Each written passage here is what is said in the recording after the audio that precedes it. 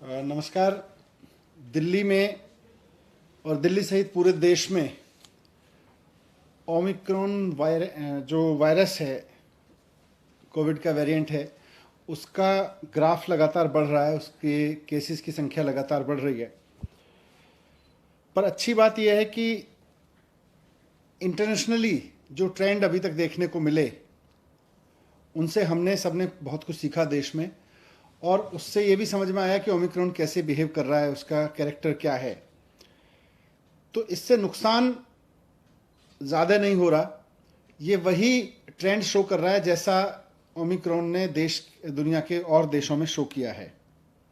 आज टोटल में देखें तो दिल्ली में इस समय करीब करीब पिछले 8-10 दिन में जो केसेस आए हैं, पॉजिटिव केसेस टोटल इस समय दिल्ली में करीब 11,000 हैं।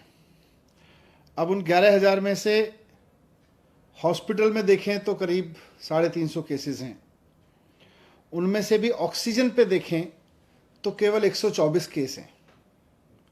अब वो 350 में एयरपोर्ट से आए हुए लोग भी हैं, उसमें किसी और वजह से हॉस्पिटल में गए हुए लोग भी हैं, लेकिन अगर ऑक्सीजन पे देखें तो 124 लोग हैं कुल मिला के, और वेंटिलेटर पे देखें तो 7 लोग हैं।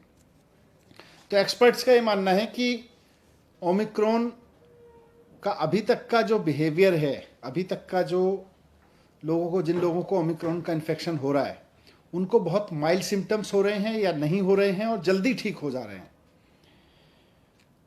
लेकिन फिर भी अगर लोगों को कोविड हो रहा है तो खतरा तो है, इसलिए इससे बच के रहना भी ज़रूरी है।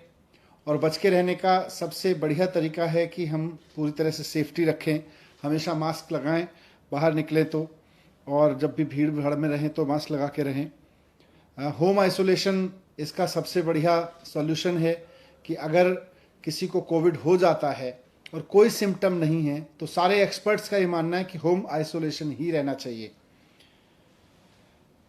हॉस्पिटल केवल तभी जाएं जब आपकी ऑक्सीजन लेवल लगातार डिप हो रही हो या आपको कोई परेशानी हो। तो आज भी एक्सपर्ट्स ने यही बात दोहराई। लेकिन बढ़ते हुए केसेस को देखते हुए सरकार भी इस बात को लेकर चिंतित है कि ये बहुत तेज़ी से ना फैले। इसको जितना नियंत्रित किया जा सके, क्योंकि इसकी कोई डायरेक्ट दवाई तो है नहीं, तो इसको जितना हम नियंत्रित कर सकें, इसके बढ़ने की स्पीड को जितना हम नियंत्रित कर सकें, उतना हम इसको ठीक से मैनेज कर सकते हैं। तो इसलिए आज डीडीएमए की बैठक में सरकार ने कुछ फैसले लिए। उसमें सबसे इम्पॉर्टेंट है कि दिल्ली में सैटरडे और संडे को यानी वीकेंड्स पर अब कर्फ्यू रहेगा। तो लोगों से अपील है कि कर्फ्यू के दौरान बाहर ना निकलें।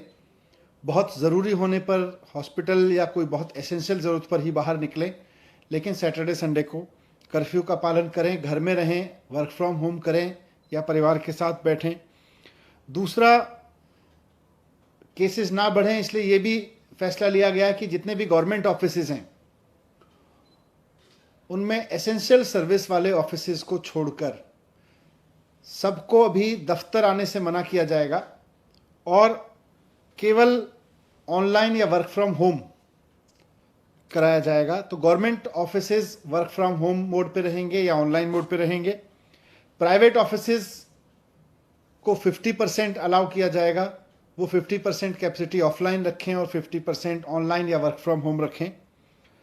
एक और समस्या अभी पिछले दिनों में आ रही थी कि जो हमारे बस स्टॉप्स हैं दिल्ली में, लोग क्योंकि किसी न किसी काम से बाहर निकल ही रहे हैं, तो जो बस अड्डे हैं, बस स्टॉप्स हैं, बस स्टैंड हैं छोटे छोटे, और जो मेट्रो के स्टेशंस हैं, वो सुपर स्प्रेडर बनने का खतरा आ रहा था। क्योंकि आधी संख्या कर दी गई थी मेट्रो में कैपेसिटी की, और साथ साथ बसेस में भी कैपेसिटी की वो आधी कर दी गई थी संख्या, और उसकी वजह से मेट्रो स्टेशंस पर बहुत लंबी लंबी लाइनें लग रही थीं, बस स्टॉप्स पर बहुत लंबी लंबी लाइन लग रही थी, वहाँ भीड़ हो रही थी, कई जगह भीड़ अनियंत्रित भी हुई, और ऐसे में कोरोना ओमिक्रॉन जो है वो सुपर स्प्रेड हो सकता है वहाँ से। इसलिए इसको देखते हुए ये भी फैसला लिया गया कि बसें और मेट्रो पूरी कैपेसिटी पे चलेंगी, लेकिन एक भी व्यक्ति को बिना मास्क के अंदर अलाउ नहीं किया जाएगा। तो अगर आप बस में जा रहे हैं या मेट्रो में जा रहे हैं तो बिना मास्क के आपको किसी भी कीमत पर अलाउ नहीं किया जाएगा। ना सिर्फ चढ़ना बल्कि वहाँ यात्रा करना भी अलाउ नहीं होगा। लेकिन बस और मेट्रो अब फुल कैपेसिटी पे चलेंगे, ये भी डिसीजन लिया गया। एक बार फिर से मैं कहूँगा कि घबराएं नहीं, घबराने की ज़रूरत नहीं है। मास्क को एक हथियार बनाएं, साथ साथ बहुत ज़रूरी हो तभी घर से बाहर निकलें, और जब निकलें तो अगर मेट्रो या ट्रेन से बस से जा रहे हैं तो उसमें भी ध्यान रखें कि मास्क लगा के चलेंगे। लेकिन सैटरडे संडे पूरी तरह से कर्फ्यू रहेगा। सर, कर्फ्यू रात में और दिन में उसको थोड़ा सा बता दें कैसा? नहीं, रात में तो लगातार चल रहा है, ये दिन में भी रहेगा।